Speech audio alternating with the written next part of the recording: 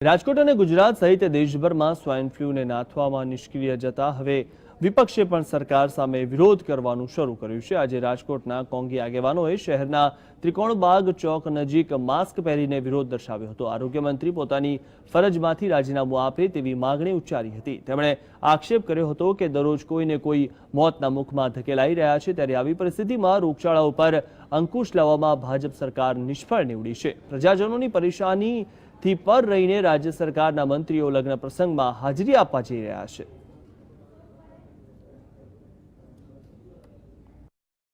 જે રોગની વેક્સિન્સ હોય એ વેક્સિન્સ અપાવવી અને વધારે પ્રમાણમાં દર્દીઓ વેક્સિન નીચે કવર થાય લોક સંખ્યા, આ બધા પ્રયાસો કરવામાં ભારતીય જનતા પાર્ટીની સરકાર ઊણી ઉતરી છે।